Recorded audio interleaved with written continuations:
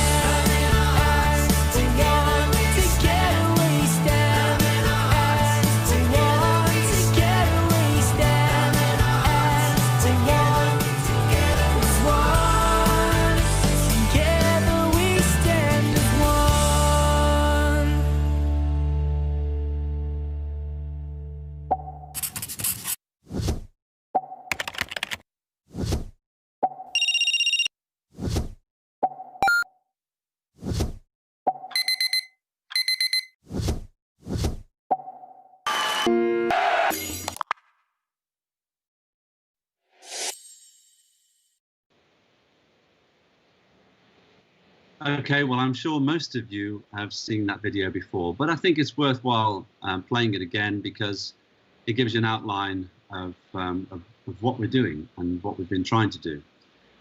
Before I introduce the rest of the panel, I just give you a little bit of history on We Make Events, and that is that it was started by a number of industry professionals and also PLASA earlier this year.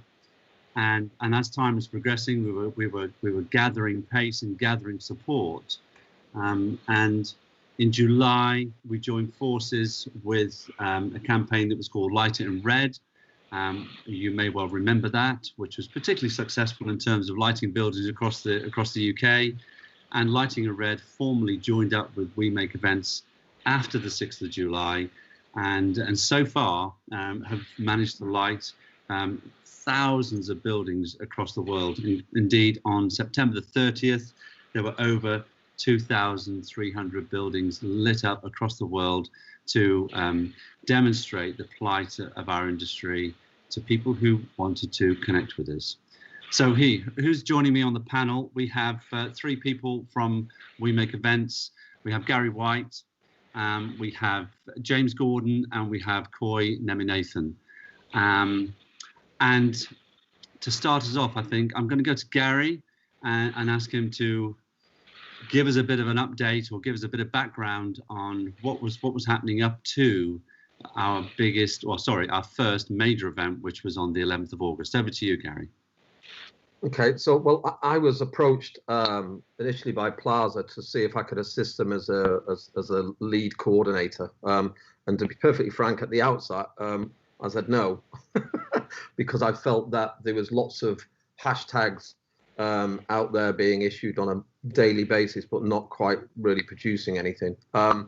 So we had a conversation with PLASA and the rest of the team, and suggested that if they went off to approach as many trade associations as possible and as many production companies and open our arms, and then from that, then maybe it'd be worthwhile. So PLASA did that, and they did a fantastic job. Within a week or so, they had over 20 trade associations engaging. And so on my first call, there was maybe a couple of pages of Zoom of people who wanted to engage in the hashtag We Make Events.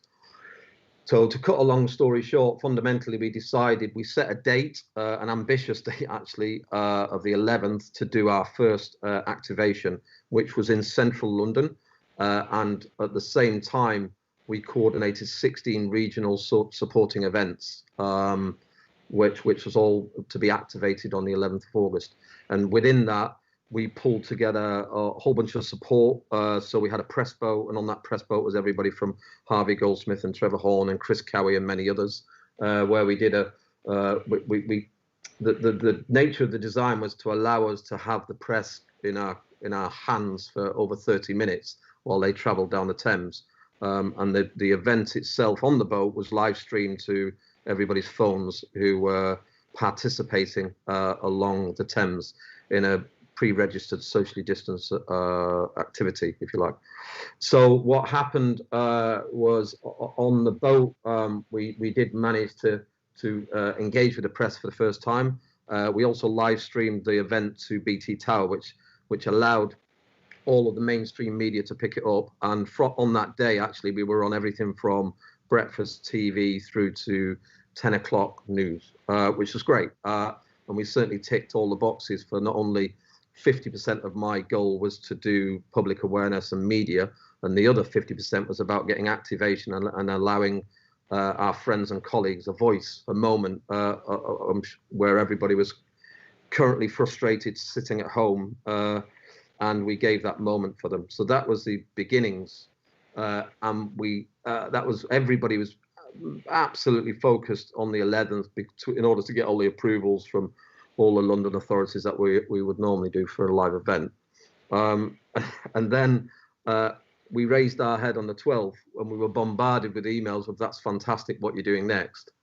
And so it was at that point we had to take a breath and decide what is next and how we're going to do that. So we decided as a team to go away for a few days. We pulled a structure together, which was going to be the concrete foundations of where we're at now, actually.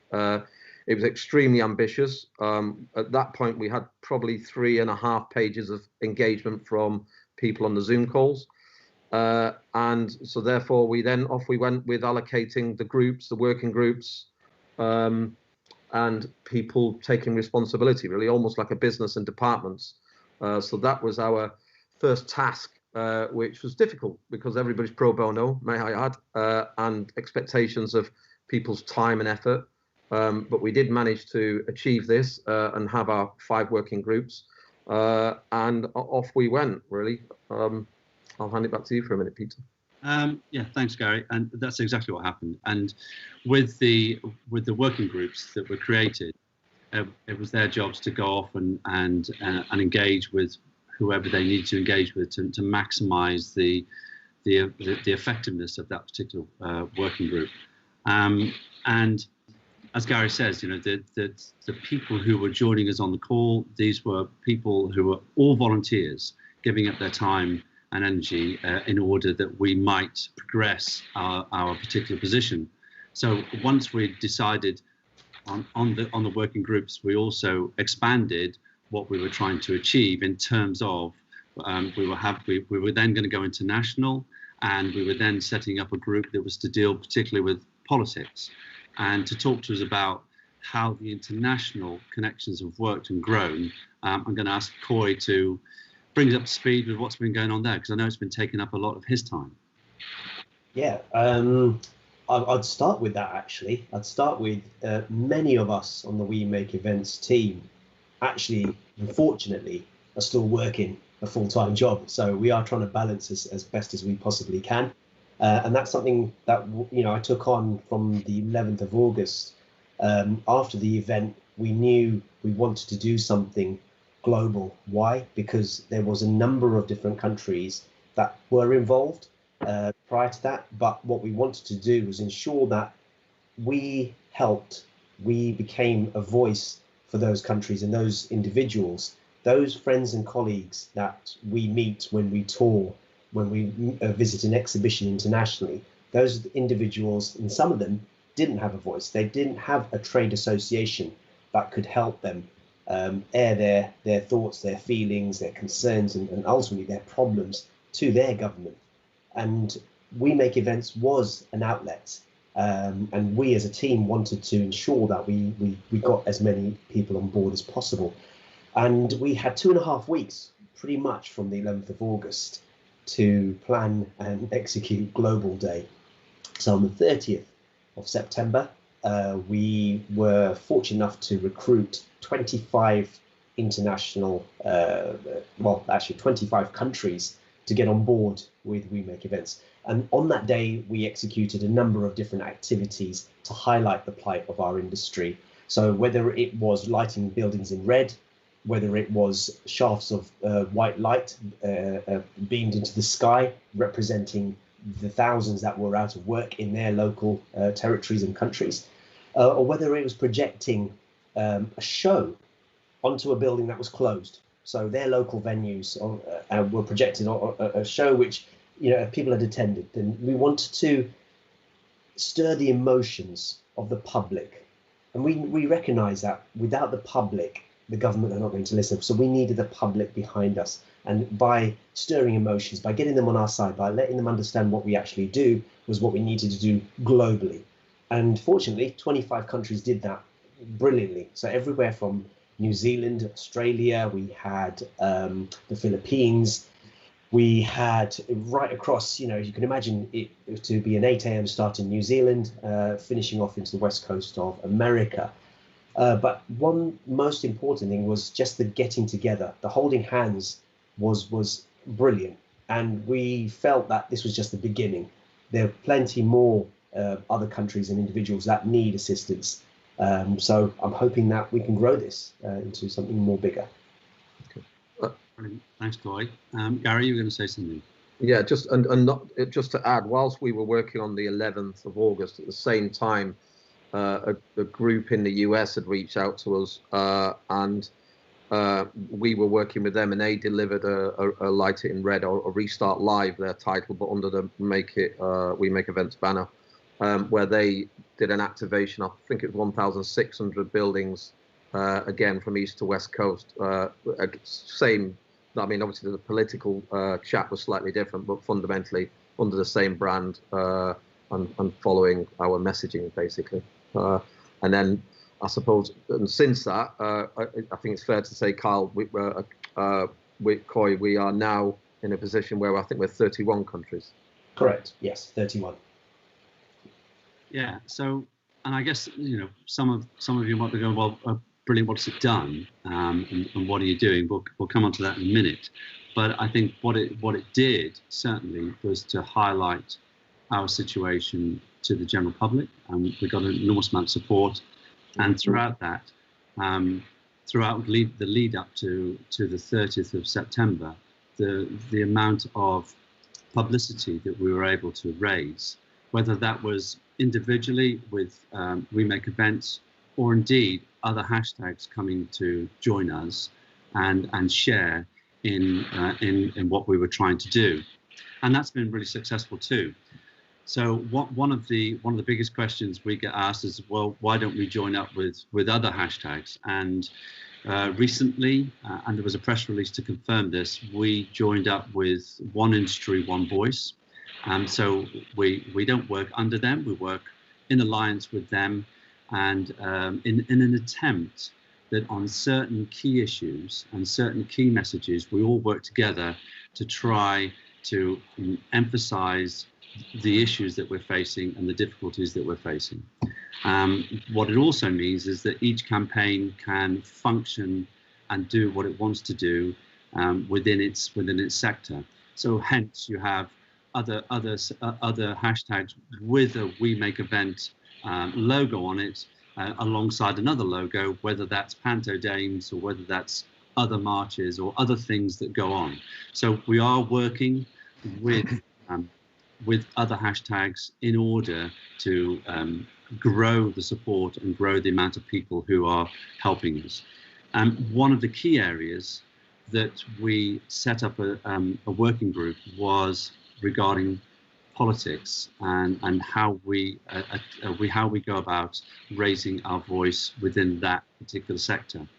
So we have a political team. We have some incredible people, incredible volunteers in that team, as we do across We Make Events, who are incredibly proactive, incredibly good at doing what they're doing.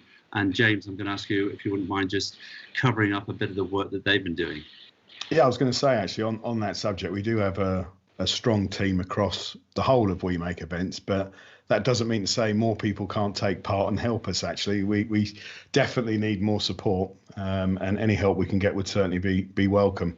I mean, I've been pushing with this from pretty much the beginning, and I can tell you it was really difficult for us to get anything other than a standard letter back from an MP prior to August the 11th. And all the activations of lighting up red buildings and shards of light, I always get asked, why are we doing that? What does that mean? You did that last month. But actually what it does is it gets us noticed in areas and in politics in particular where we weren't noticed before. So whereas it was really hard for us to get any engagement from MPs prior to August the 11th, we're sat here now, a matter of months later, actively engaged with about 222 MPs, leveling degrees of support, but they're actually communicating with us and listening to what we're trying to tell them about the plight of our industry and what we need to get back to work and sort of the runway we need them to plan for us to be able to go back to work. And it takes time, it's very frustrating. So I think on the political team, there's about 35 people that are very, very active in trying to contact MPs. We've got a team that are talking to CBI who are helping us, and they understand the challenges we're facing, and they're very well connected inside Parliament and are very keen to lobby on the different skills that we have, because actually our industry is quite diverse as well. So it's quite hard to explain to people what we do, and we've been having to educate a lot of people, first of all, in terms of the percentage of people that are freelancers, the companies that are involved, and how we all come together and put on a large event. And it's not just one big company, it's teams of people that get called in to do these projects. We've also got HSBC, who've been very active. Actually, they're lobbying and pushing from a financial point of view, because obviously our sector actually does deliver a lot of growth to the UK. And it's been great the last couple of weeks when Boris did his speech last week, and the first question he got asked was about the events industry. That would not have happened without all of you guys getting behind We Make Events and standing on the riverbank by the Thames, or standing in a wet field with a light shining into the sky. All of that allows us to get some media attention. It allows people to see that we exist and we are there, and it allows the political team in particular to have those conversations. And we have to be careful, we can't be too activist. We have to follow the social distancing. And it was brilliant after the London event. We didn't have one single complaint, and Gary will know exactly how many people we probably had registered, but it was well in the thousands, and everybody behaved themselves. We didn't get any bad press for it. And everybody, the press works with you, but it can also work against you. So you have to be extra careful when you're in the public eye with that stuff. And I think the momentum is still building. We still have, I think, a long way to go. Obviously there's increasing restrictions, certainly in the UK at the moment. So it's not something that we've solved straight away. But I think the more of you that get behind us and help us, the bigger our industry gets noticed, and hopefully the sooner we'll get some reaction. Brilliant. Thanks, James. Just picking up on one of the things that James said is about people volunteering, and we could always do with more. One of the natural things that happen within something like We Make Events is that people they come in and help. They might be helping for 2 weeks, 3 weeks, a month, and they have to leave for various reasons, whether it's to go back to their day job or whatever it may be, and that can leave us with gaps from time to time. So any of you watching and genuinely want to give up some of your time and feel you can help, just go to the website and let us know through the website, and someone will be in touch, hopefully to invite you in and to see how you can help, because that's really crucially important as we move forward, because not only have we got this political drive that's going on and we've got further events coming up, we also have a fundraising. And the fundraising is split across a number of different areas. So, Gary, I'm going to chat about the fundraising. Well, yeah, but I'll give everybody a broad understanding operationally about how we function. So basically, there's a there's a call at 9 o'clock every Monday and Friday where we only look forward on that. That's all about activations. It's all about planning. It's all about where we're going. And then any newcomers, we do a catch-up meeting with them, and then that's where we do once a week a separate call, Zoom call with these, where we explain where we've been and the challenges and the progress, and then obviously they pick up the 9 o'clock call thereafter once we're moving forward. But there's, as I mentioned earlier, there's 5 different working groups, but in the working groups there's subgroups. It is an amazing machine now that's pretty well oiled. So you've got the politics all doing their things, but they've split up into comms and communicating with MPs through to looking at surveys, and they're very official, and also we have a very specific way about ensuring that our data is correct. So there's somebody responsible for data. We have sitting in the background, we've got a marketing and PR team, which are like 20 people. So obviously the first thing after the 11th was we decided we had to rebrand. We then produced a website, and then on the back of that, all of the different elements to support where we were heading, the website needed to cover. So they've been amazing. We've had to generate lots of video content, so we need support left, right, and centre, really. We have a finance department, so we made a decision that we needed to raise money, as Peter just mentioned, put all the structures in place, and that's moving forward nicely. Then we've got the events sector, which sits and looks after. So we've got regional managers, and we've got somebody overseeing all the regions, and we've got a London person, and blah blah blah. So it's extremely organised to ensure that the comms of everybody, all the activations that people are doing, is in with the current guidelines, and second, and specifically in their local areas, and working backwards from that. We also ensure that everybody's got the same data and giving the same facts, because that's one thing we learned after the 11th.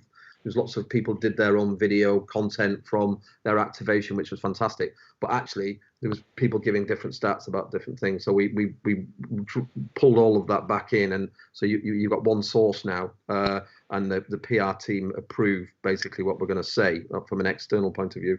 And then obviously Coy's team, which is the internationals, which we touched on. But I mean that, you know, them guys get together twice a week and talk about not only what the UK are doing, but what they're doing, and locally that the successes that they're having. So FYI, Spain are having some great success under We Make Events, because when they first established, as Coy mentioned, they didn't really have any trade association as such.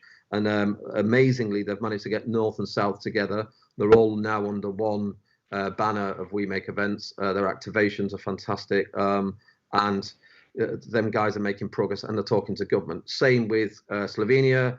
They've had some results. So for us, that's really important, because the way we see it is a global movement, and the bigger the voice, the stronger we become.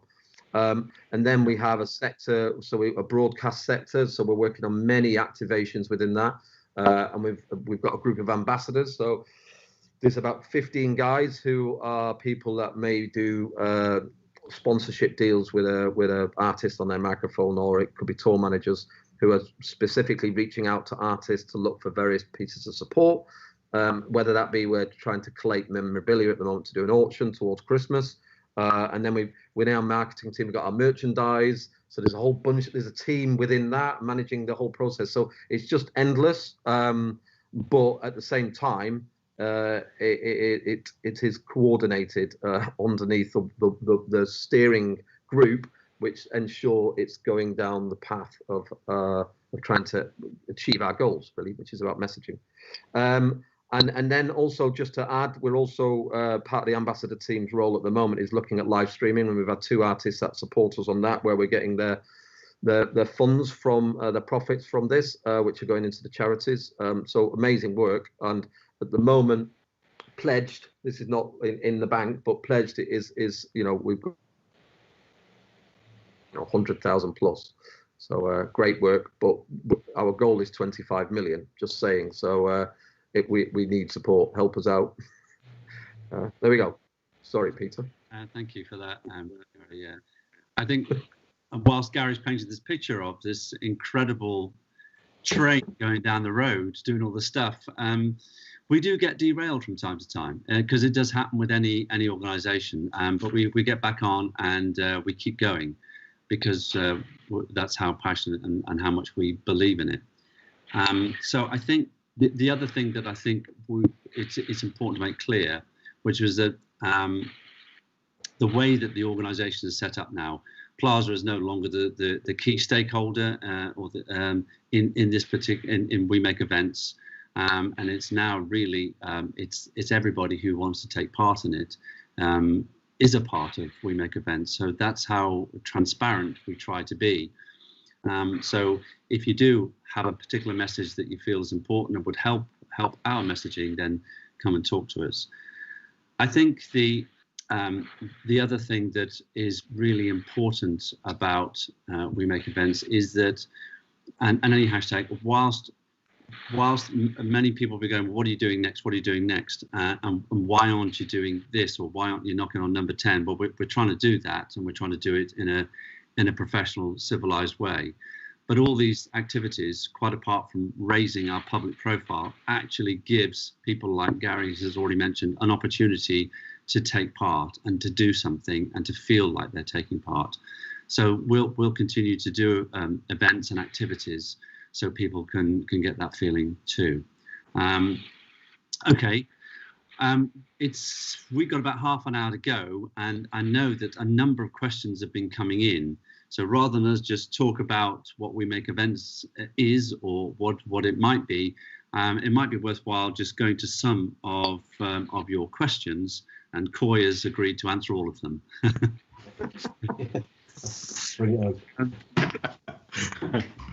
I'm sure that wasn't in the script, but there we are. It's a joke, yeah. No. Well, I don't know. Gary and I think it's real.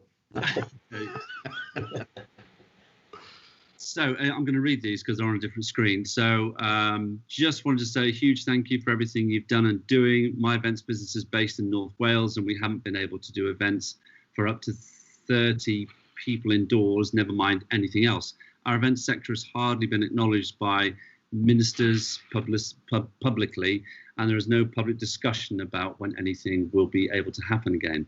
Though we will keep on trying to find solutions, is there anything we can do more to get our voices heard? Gary, I'll go with first. Is there anything more? Well, I mean, let's just an example, and it might not necessarily. Everything is a journey, and we're on the journey, and it's certainly we're nowhere near the end of our journey. But examples of what we're trying to do at the moment to get our voices heard. So the survival tour, the guys who've been cycling around England in order to raise awareness, going from venue to venue, for example, huge amounts of logistical input on that we've had to put, but with the support we've had from Louise and her team from a PR and marketing point of view has meant that actually in the past 10 days we've probably been on 8 of them regional news in all these locations, and certainly, I mean, they were on the main page of the Times the other day. And Sunday morning we'll be on Breakfast TV. So it's just that constant drip feed, and at the same time, amazingly, they're also raising, I think they're about £23,000 now, excluding the gift aid. So amazing work. But beyond that, as I said, whilst you're looking at an activation, there's also 5 more that are being planned. So it's all about awareness. And the way I mentioned earlier of everybody merging together to create, it's almost like there's 15 staircases to one landing, and we're all actively going up the staircase, or our own staircases at the same time, but constantly communicating with each other so we can be efficient. So there isn't any real magic solution, but all I can say is that we're working tirelessly to make sure that we are trying to get our voice heard and get to the point where not only the companies are supported, not only the venues, but also the freelancers. I mean, that we're all on the same mission, really, and we have our list of goals that we're trying to achieve. I definitely think getting involved as well. If we on the political team, we're trying to engage with as many MPs as we can. I'm sure we will have made contact with some in Wales, but let's get involved and let's see if we can help contact more of them. They definitely know the more local companies that contact them in their constituency, the better chance we've got of getting them to come and visit and actually try and understand what our industry is about. Yeah, and I think the other thing for us to acknowledge is the breadth of coverage we're getting now. So whether it's national, regional, local, there is a massive amount, and we are collating where all the coverage comes from, whether it's local radio, local paper, regional radio, regional papers, nationals, and including what sort of reactions we're getting from when we approach members of parliament. So James has already said we've got, I think, over 200 MPs now who have, they're cross-party, who have said that we will support you at some form, in some shape. So one of the things they've allowed us to do is to name them. So when we're communicating with other parts of government, we can list these people, which we've done in a communication, and we're waiting to hear back from government as to how they respond to our letter, and knowing that we've listed over 200 MPs who are supporting us. So, well, you Peter, you were in the House of Lords last week, weren't you? I was virtually, at least. I was in the House of Lords last week, giving evidence of the impact of COVID-19 on the labour market within our industry. I was also joined that particular time by Julian Bird from SALT, or UK Theatres, and I was also joined by the Chief Exec of the Musicians Union. And so it was a useful time, a useful couple of hours to spend answering those questions from the Lords. Yeah, it's good. Can I also add, Peter, that it might be very, very straightforward and maybe too simple, but I spoke to a number of different production companies, you know, while doing my Ava Lights job, and they've been fortunate enough to apply and receive some funding from that 1.57 billion. They've received money. So you may think you're not eligible, you may not think you cannot get it, but I've been surprised to see there's a number of different companies within our industry who have been able to attain something. So I might be stating the obvious, but worth applying, definitely worth applying. There is a question about that, so let me find the question. It says here, many organisations have been devastated to hear this week that they've not been awarded support from the government's Cultural Recovery Fund, and with no justification or feedback provided. Are there any plans to put pressure on the government to provide a much needed second wave of support for platforms such as independent festivals, which provide critical employment opportunities to freelancers and suppliers across the country? So firstly, I think we have to, grateful's not the right word, thankful's probably a better word. We have to be thankful for the companies that Coy's just mentioned that did apply and were successful. It's very difficult to actually understand the criteria of how they were awarded and why others weren't awarded, especially when some of the businesses are actually doing a very similar role. There is, a plan for us to do something once we know what happens next week when there's the second wave that gets issued, and we've got a much better idea then of what's gone where. And obviously, we have to keep the pressure on, because in reality, although 1.57 billion, when you look at the places it has been distributed over, it's actually not that much money for a number that we have in our industry.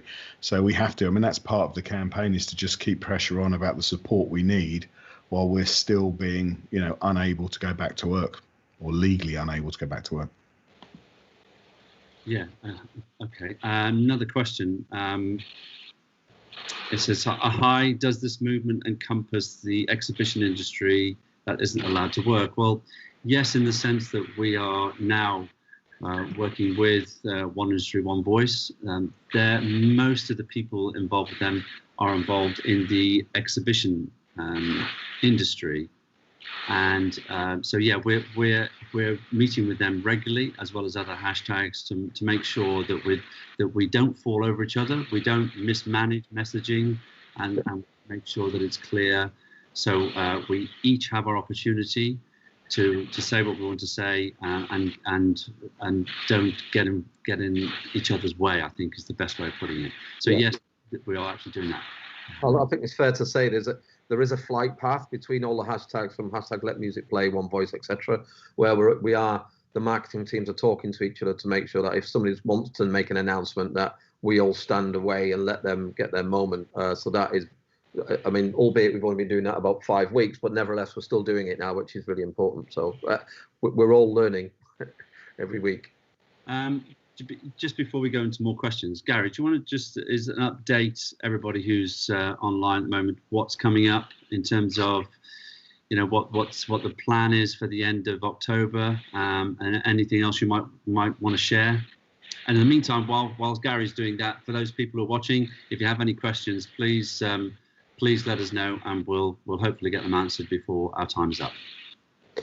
Okay, so I mean, after the 11th, you all know that we did other activations. We did our global day on the 30th. On the 29th, we did a silent demonstration in Parliament Square, and then we followed it on with Jess and her team, where the music guys, the orchestral players, did a 20% of a piece, and we've decided to keep that flowing because we want to be exactly what that exhibition. You know, the question about exhibition, we want to cover as many genres as we possibly can. So from the 26th of October, every day, which is pre-registered, everybody, because we don't want to be accused of gathering an audience, so it is pre-registered only. But we are creating a series of creative campaign demonstrations, if you like, where we are on the Monday. It will be ballet. So we've got 183 ballerinas or ballet artists, male and female, who will be in Parliament Square, and we'll do a 20% of that piece. Following the next day, it'll be a comedian, i.e. the comics life of our sector, and then from that we will some West End, some dancers each day, and then following on from that we are doing opera, and then the Saturday will be West End waiting doing their thing as well, and then Saturday evening is where it's registration from 5 p.m. We will do our bow. So the idea is that there's been a series of performances that week, and then the technicians and the backstage team will do a bow on the 5th, which we're working with the Light It in Red team and various others to pull that together at the moment. So I think the registration goes live on Monday. Yes, it does. Okay. We mentioned fundraising earlier on, and one of the objectives is to give money to charities, and one of the challenges for charities is their articles and being able to respond to something like COVID. What's encouraging is charities are now able to or modifying their articles in order that they can respond to a pandemic such as this.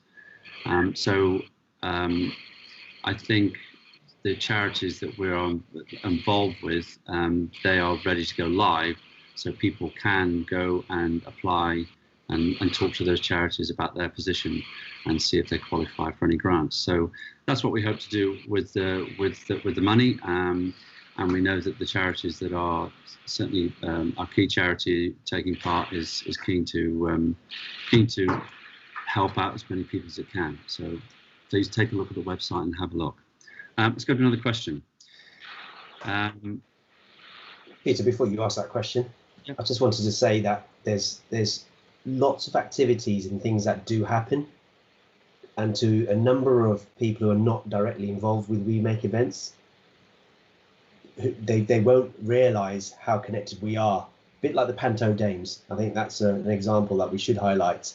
You know, We Make events was, you know, part of that, and yes, that did get good publicity on the telly, and people who are not involved directly with We Make events just won't see that. So again, you know, it is down to us to market that app externally, but it is, you know, I think it's worthwhile highlighting again. There's so many different activities that we are involved in that doesn't necessarily attach itself to that We Make events tag. So I think it's important to remember that. Okay. Let's go to question here now. It says, first and foremost, we should be lobbying government for an events hire company grant like Scotland's has introduced. Most of us need funds now to pay rent, insurance and utilities, otherwise we're going to lose our business. Please provide an update on if this action is taking place. So I guess that comes back to us and our lobbying. I think it's quite clear what we're lobbying government for. James, did you want to expand on what we're actually lobbying government for? I think the question we sort of answered earlier, in that we're desperately trying to contact as many of the politicians that we can to get them to realise the plight. We've got several agendas running in parallel. Some of them are to highlight a runway of how we can get restarted, because I think our industry has been lacking with that. It's other industries, admittedly, we're in an interesting position right now as things are changing, but we are looking at how we could try and help the government understand how we might be able to restart. I can't go into too many details about that, but hopefully we will be able to in the near future. We're obviously trying to get them to realise that the existing schemes that are in place, or the ones that come into place as of the 1st of November, are not suitable for most of our businesses. You know, if they were able to work a third of their time, it would be encouraging. You know, some of the businesses, rental companies, etc., are running at 2% of what their normal revenue would be. So some of the processes that are in place right now just are not suitable for our industry. So it all comes down to lobbying and putting those points across and trying to educate the MPs on why our industry is slightly different, and the help that we can get, or hopefully get. Okay. There we go. Some other questions coming in now. We have one here. It says, and believe me, we know how you feel. I've been campaigning and lobbying one way or another since early in the crisis, and I'm now feeling campaign fatigue. Any suggestions on how to invigorate myself? I think actually taking part in the activations, I think that has certainly helped me with it. When you battle away on Zoom calls and in meetings, etc., trying to get noticed or trying to educate people. The London event was really good for that. I think, you know, being surrounded by people from all across our industry, actually, and being able to talk to them about the challenges they've had and the fact that there is hope that we will get back to work. I actually found that a real recharge for me. Cool. Agreed, James. Yeah, it was a socially distanced conversation, but it was so great to see, you know, old faces, friends, and yeah, it was really invigorating. Absolutely. But David, Rose, we totally understand that situation, because we equally have this once or twice a week, especially if we get, I'm sorry to say, keyboard warriors who are happy to battle us but not actually even go on the website to look at any information that they don't understand without questioning us immediately. So yeah, totally agree. Contact me offline, my friend, and we'll see if we can merge you into one of our teams and give you some further support, because that's one thing about We Make Events, is we are certainly established in a way where it is all about supporting with all the working groups and WhatsApp groups. It's you can be positioned and supported within the team, if that helps. And whilst I'm on it, sorry, Peter, I know this is your job, but just for Jane Connolly to say, yes, we do speak to Beck2, and yes, Beck2 are involved in again. So we have activations. Within the activations, we then gather a team like you would do for a live event. It's exactly the same: producer, stage management, etc., etc. And Beck2 are part of our various conversations that we get engaged with. And I believe they also join our call on Monday and Friday, I believe. So there we go. They do. And in addition to that, so there are a lot of other hashtags. So you would have heard of Excluded UK. We're in constant conversation with them about how we can find suitable ways to support each other. You know, they've done a phenomenal job since they started early on in the campaign, as others have too. But we have to, you know, stand as one and absolutely keep going for it. We have another question here, which is another one the same as the one about fatigue. And my suggestion to Andrew is, yeah, shout out and see how you can join in with us, and that might help your fatigue. One of the things that we're also very conscious of within We Make Events is, apart from raising money, trying to find a pathway back to work, doing events, getting ambassadors, trying to get other things going on, is about well-being and mental health. So we're conscious that you know, for so many people across the UK, this is now becoming an issue. let alone just our sector, but our sector is what we're focused on. So I think it would be, check out the website, because I feel sure that something soon will be on there to at least give you some direction of what you might do if you are feeling fatigued by something. So I think it's fair to say through all of this, we've all had ups and downs, haven't we? We've had moments of despair and then hope and then despair again. And what I've found is that we're not all in in sync with each other.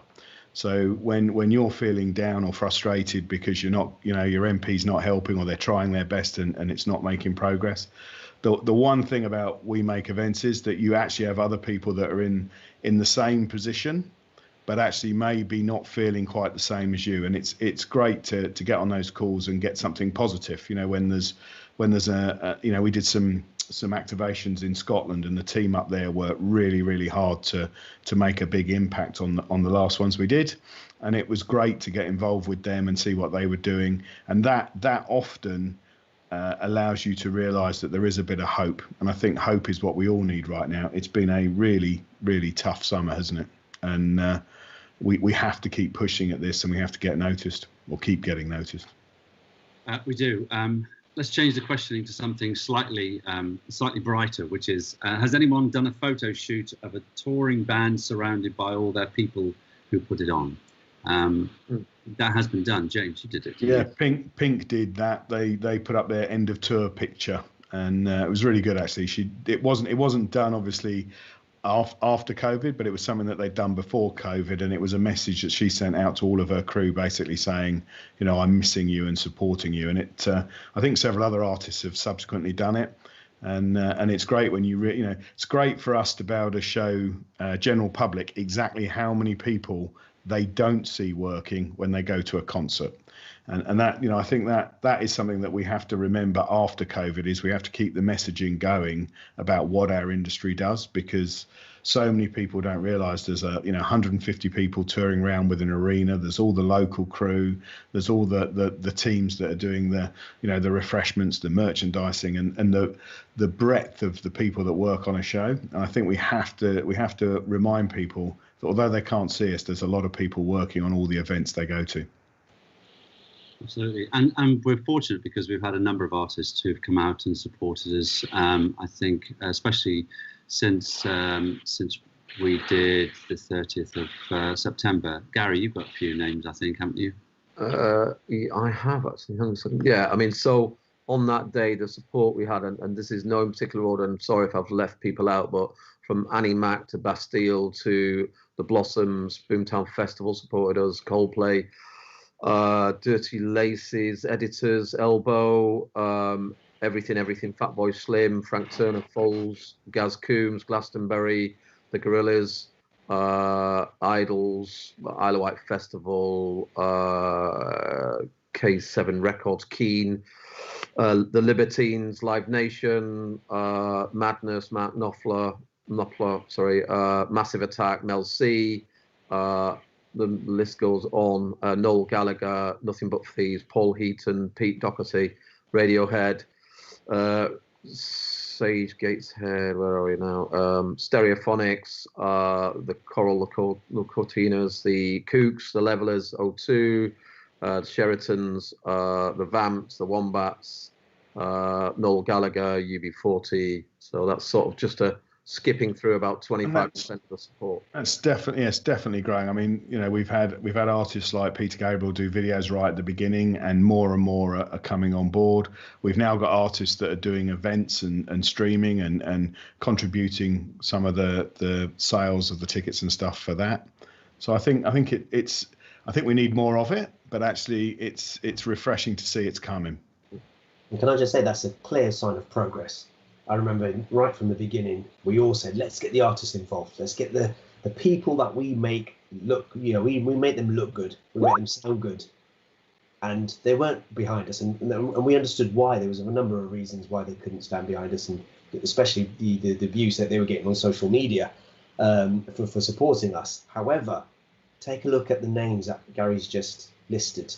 it really shows that they are behind us and the support is there. But it's just the beginning. We need to carry on growing that internationally as well. There's global artists who are behind that. So, you know, Alice Cooper in the States, Pink. There's so many more people that we need to get.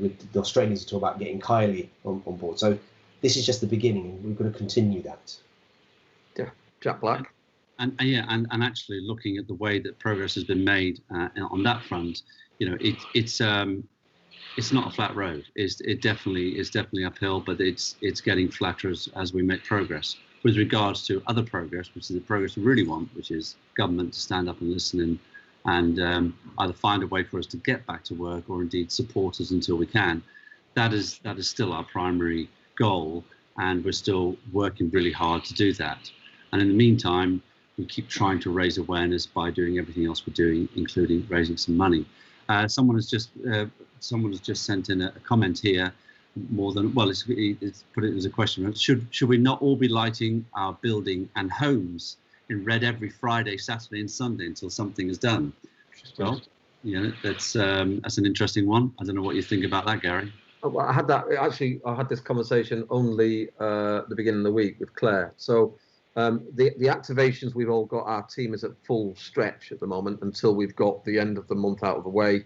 But as you can imagine, we've also got activations planned for November as well. So there's teams working on that. So, however, it has been a conversation that we've had about homes. Venues are very difficult because there's so many staff that are furloughed, and it's really complicated for them to be able to do this. So we don't want to put too much pressure on them. However, venues such as an example, Excel are illuminated red every night anyhow. They've kept that moving forward.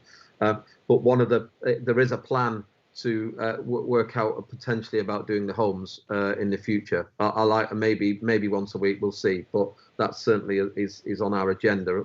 But as you can imagine, the planning of it goes all the way into all our regions. We have to ensure that everybody does it. So I will put that on one of our moving forward to do list. But good idea. Right, we're getting close to the end of our time. I think we've covered pretty much everything that's about We Make Events and how we're doing it and what we're doing, and indeed how people can take part. But just as an opportunity to summarise, is there anything that you guys would like to do to say to the people who are watching to try and get some more engagement, to try and encourage them to take part? Any summary? Coy, anything from you would like to add before we have to wrap up?